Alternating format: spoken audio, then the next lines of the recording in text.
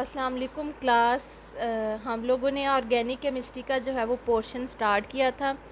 कल हमने जो है वो बेसिक इंट्रोडक्शन जो है वो ऑर्गेनिक कंपाउंड का और उनकी सम प्रॉपर्टीज़ और इम्पोर्टेंस जो है उसको डिस्कस किया था। आज हम जो है वो सोर्सेज ऑफ ऑर्गेनिक कंपाउंड जो है वो देखेंगे कि ऑर्गेनिक कंपाउंड किन किन सोर्सेज से जो है वो हमें मिलता है।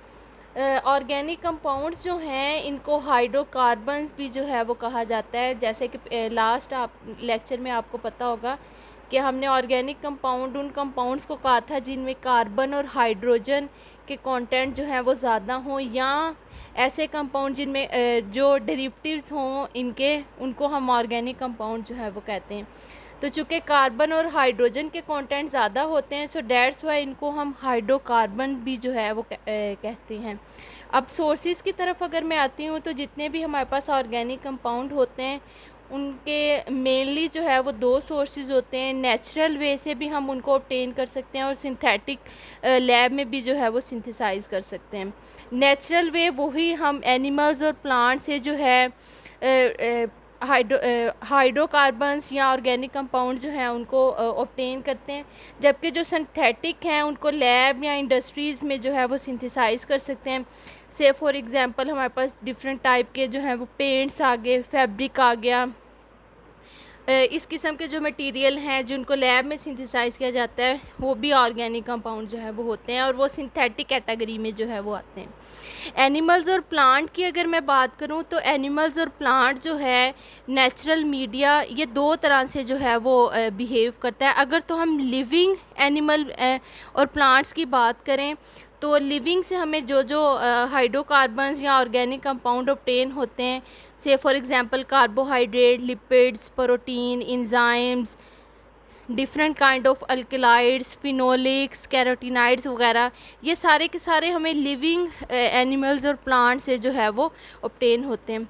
जबकि अगर डेड एनिमल्स और प्लांट होंगे तो इनसे जो हमें हाइड्रोकार्बन्स ऑब्टेन होंगे उनको हम जो है वो फॉसल फ्यूल्स जो हैं वो कहते हैं। अब फॉसल फ्यूल जो हैं वो मेनली 3 टाइप के जो है वो होते हैं, जो कि ऑर्गेनिक केमिस्ट्री में जिनको हम डील करते हैं, पेट्रोलियम, कोल और नेचुरल गैस। हम वन बाय वन जो है वो इनको डिस्कस करेंगे कि ये है क्या और किस तरह इनको जो है वो हम लोग ऑब्टेन करते हैं, इनका यूज़ जो है वो कहाँ कहाँ पे जो है होता है। फर्स्ट वन हम स्टार्ट जो है वो कोल से लेते हैं। कोल जो हाइड्रोकार्बन्स है या ऑर्गेनिक कंपाउंड है या फॉसल फ्यूल जो है वो कह दें, ये बेसिकली सॉलिड फॉर्म का फ्यूल होता है, सॉलिड जो है वो फ्यूल होता है। और ये फॉर्म जो है इसकी फॉर्मेशन की अगर मैं बात करूं तो अगर कोई भी हमारे पास डेड ट्री या ट्री का कोई भी पार्ट या कोई भी प्लांट जो है हमारी अर्थ क्रस्ट के अंदर बरीड हो जाए, million of years, approximately 500 million years के बाद बहुत सारे बैक्टीरियल डिग्रेडेशंस या बैक्टीरियल एक्शंस, केमिकल प्रोसेसेस से जो है ये कन्वर्ट हो जाता है कोल में। रिपीट कर रही हूँ कि कोई भी हमारे पास डेड प्लांट का पार्ट है वो अगर हमारी अर्थ क्रस्ट के अंदर बरीड हो गया है या अर्थ क्रस्ट के अंदर चला गया है तो उस पर बैक्टीरियल या केमिकल एक्शंस जो हैं वो होंगे।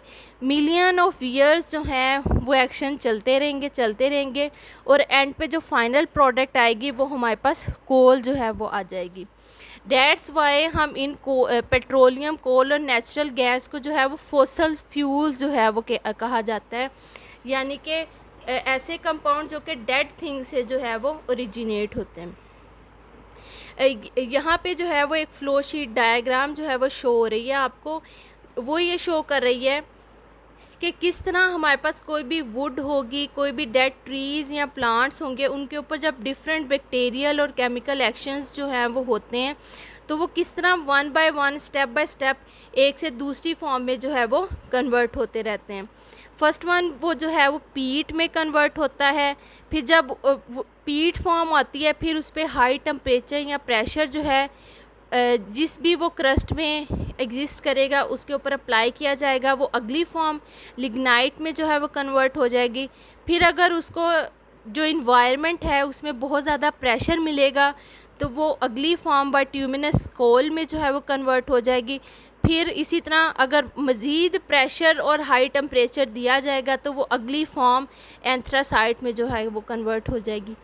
ये एक से दूसरी फॉर्म में कन्वर्ट होना जो है ये असल में है क्या, इस प्रोसेस को हम कार्बोनाइजेशन जो है वो बोलते हैं। कार्बोनाइजेशन मतलब एडिशन ऑफ कार्बन कंटेंट।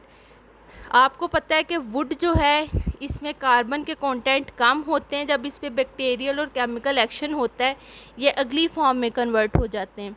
अगली फॉर्म में जो है वो कार्बन के कंटेंट अप्रॉक्सीमेटली 50% जो है वो कार्बन जो है वो ऐड ऑन हो जाती। फिर इसी तरह जिस इन्वायरमेंट में ये पीट पड़ा हुआ है उस इन्वायरमेंट में अगर टेम्परेचर को हाई कर दिया गया है या प्रेशर कुदरत की वजह से हाई हो गया है तो वो अगली फॉर्म लिग्नाइट में जो है वो कन्वर्ट हो जाएगा। लिग्नाइट में जो कार्बन के कंटेंट हैं वो 55 से 60% तक जो है वो होते हैं। फिर इसी तरह जो बाइट्यूमिनस कोल है वो 75 से 80% तक जो है इनमें कार्बन के कंटेंट होते हैं। सबसे ज़्यादा जो कार्बन के कंटेंट होते हैं वो एंथ्रासाइट में होते हैं, 85 से 90% तक होते हैं। ये वो कोल है जिसको हार्ड कोल भी जो है वो कहा जाता है। ये ब्लैकिश फॉर्म का होता है और ये इन बाकी तमाम फॉर्म की निस्बत ज़्यादा एक्सपेंसिव होता है। आप किसी भी फॉर्म पे है ये सारे ही सारे कोल की टाइप्स, ये पहली स्टेज है, दूसरी, तीसरी और ये फाइनल जो है वो इसकी स्टेज है। किसी भी स्टेज पे कोल को जो है वो यूज़ कर सकते हैं। पीट भी जो है उसको भी आप यूज़ कर सकते हो। लिग्नाइट को भी डिफरेंट पर्पसेस के लिए यूज़ कर सकते हो। बाइट्यूमिनस कोल जो है इसको घर में जो हम लोग कोयला जलाते हैं वो ये वाली फॉर्म होती है, उसको यूज़ कर सकते हो। एंथ्रासाइट कोल जो है इसमें ज़्यादा कार्बन के जो है वो कंटेंट होते हैं, इसको हार्ड जो है वो कोल भी जो है वो कहा जाता है। इस सारे प्रोसेस को कार्बनाइजेशन कहा जाता है। क्यों? क्योंकि इसका पर्पज़ होता है कि हमने जो है वो कार्बन के कंटेंट जो हैं वो इंक्रीज़ करने होते हैं।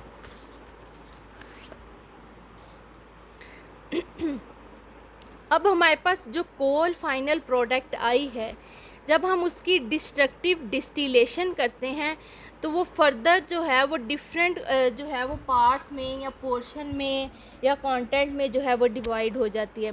डिस्ट्रक्टिव डिस्टिलेशन क्या होता है कि हमने डिस्टिलेशन करनी है but in the absence of air या इन दी एब्सेंस ऑफ ऑक्सीजन, और टेम्परेचर जो है वो अप्रॉक्सीमेटली 500 से 1000 डिग्री सेल्सियस जो है वो हमने रखना है। जब किसी भी कोल की डिस्टिलेशन की जाएगी वहाँ पे एयर जो है उसको ख़त्म कर दिया जाएगा, तो वो इन 5 पोर्शन में जो है वो डिवाइड हो जाएगा। Crude coal gas, ammoniacal liquor, coke, coal gas और कोल टार। इन हर प्रोडक्ट का कोई ना कोई जो है वो यूज़ होता है। से फॉर एग्ज़ाम्पल अगर अमोनिकल लिक्वर की बात करें तो इसको हम एज आ सॉल्वेंट जो है वो यूज़ करते हैं। गैस जो है इसको एनर्जी पर्पसेस के लिए जो है वो यूज़ किया जाता है, बर्निंग के लिए जो है वो यूज़ किया जाता है। कोक जो है ये सॉलिड फॉर्म है, सॉलिड रेजिड्यू है जिसको के घर में जो है वो ईंधन वगैरह जलाने के लिए जो है वो यूज़ किया जाता है। फिर इसी तरह कोल टार जो है इसके भी जो है वो डिफरेंट यूजेस होते हैं।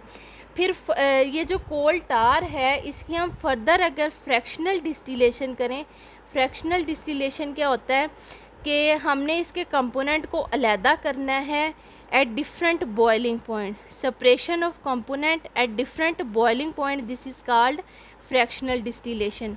जबकि डिस्ट्रक्टिव डिस्टिलेशन क्या है? Distillation in the absence of air is called at different temperature is called destructive distillation.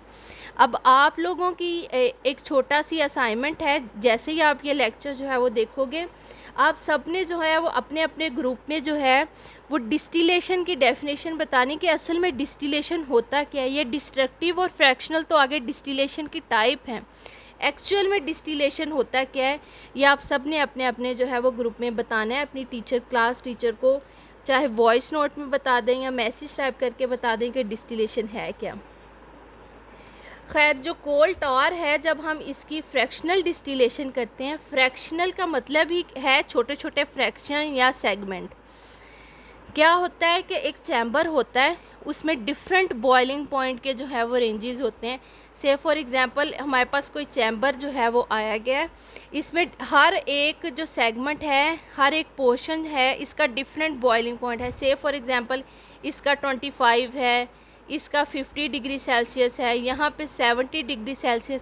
जिस तरह ऊपर जाएंगे टेम्परेचर जो है वो चेंज होता रहेगा, बॉइलिंग पॉइंट चेंज होता रहेगा।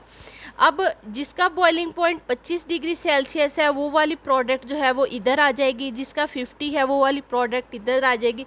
यानी एक फ्रैक्शन की सूरत में हमें हर प्रोडक्ट जो है वो आ जाएगी, हर एक का बॉइलिंग पॉइंट जो है वो डिफरेंट होगा। This is called fractional distillation. जब कोल टार की हम फ्रैक्शनल डिस्टिलेशन करते हैं तो हमारे पास 4 किस्म के जो हैं वो पोर्शन आते हैं। लाइट ऑयल का पोर्शन आता है, मीडियम ऑयल का आता है, हैवी ऑयल का आता है और एंथ्रासाइट ऑयल का आता है। इनको लाइट, मीडियम, हैवी या एंथ्रासाइट ऑयल, इनमें जो भी हाइड्रोकार्बन्स पाए जाते हैं या कितने कार्बन के कंटेंट पाए जाते हैं, उनकी बेस के ऊपर जो है वो इनकी नेमिंग जो है वो की गई है। हर एक ऑयल का जो है वो डिफरेंट जो है वो पर्पसेस होता है, डिफरेंट जो है वो यूजेस इनके जो हैं।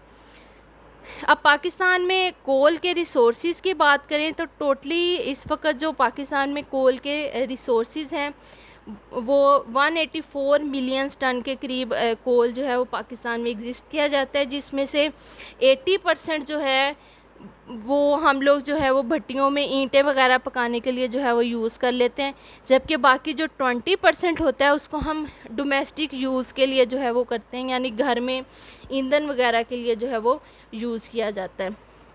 नेक्स्ट अगर मैं फॉसल फ्यूल की बात करूं तो नेचुरल गैस है। नेचुरल गैस बेसिकली क्या होती है, this is the mixture of low boilings hydrocarbons. ऐसे हाइड्रोकार्बन्स का मिक्सचर है जिनका बॉइलिंग पॉइंट जो है वो लो होता है।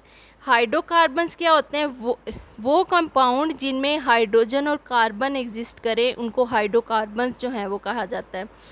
अब हाइड्रोकार्बन हर एक जो है वो एक दूसरे से अलग होगा, हर एक का बॉइलिंग पॉइंट डिफरेंट होगा। जो लो बॉइलिंग पॉइंट वाले हाइड्रोकार्बन्स हैं उनको हम जो है वो नेचुरल गैस जो है वो कंसिडर किया जाता है।